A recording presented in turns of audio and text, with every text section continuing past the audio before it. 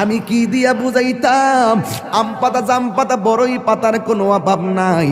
কোনো পাতা দিয়া বড়ই, কোনো পাতা দিয়া গরম জল করে না। বড়ই পাতার পানি দিয়া কেন গরম জলটা করে?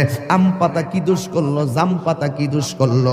বড়ই পাতা দিয়া কেন গরম জল করা হয়? এই কথা দিয়ে কোনো মৌলবি কয় না। লাল কাপড়, নীল কাপড়, হলুদ কাপড়, কত কাপড় দেখলাম। কবরের কাপড়টা কেন ভাইজান সাদা? এই সাদা দিয়া কেন দাফন করা হয়? এই কথা দিয়ে পৃথিবীর কোনো মৌলবি কয় না রে। এ আমার যুবক,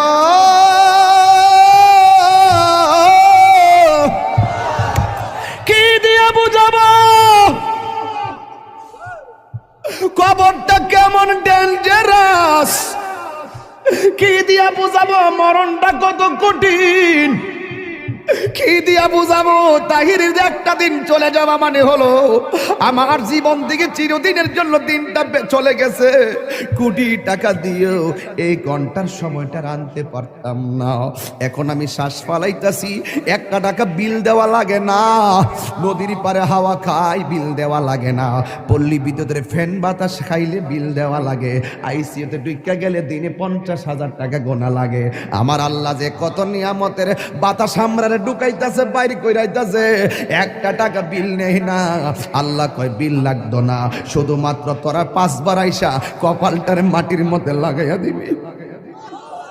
সুবহান রাব্বিয়াল আলা বলবি।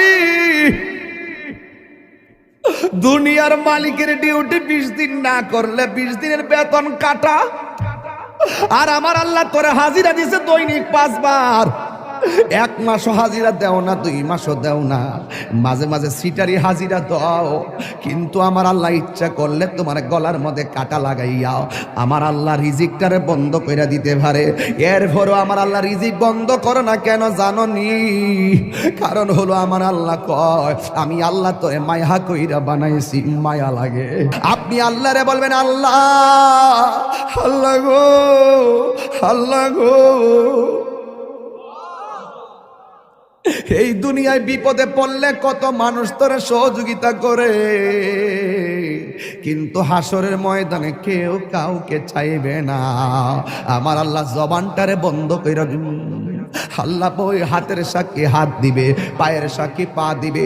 কিছু কিছু মানুষ আমল নামা নেওয়ার জন্য পাগল হয়ে যাবে। আল্লাহ এই আযাব আর সহ্য হয় না, তাড়াতাড়ি ওই তো জান্নাত দাও নাইলে জাহান্নাম দাও, তাড়াতাড়ি আমরা আমল নামা দাও। আল্লাহ বলবে ও ফেরেশতা, এ যখন তাড়াতাড়ি করে তার হাতটারে পেটের ভিতরে ঢুকাই দে। এবার বাম হাতটার পেটের ভিতরে ঢুকাইয়া এই হাতটারে পিছন দিক দিয়ে বাইর করবে। ওই বান্দা বলবে আল্লাহ তোমার কাছে আমল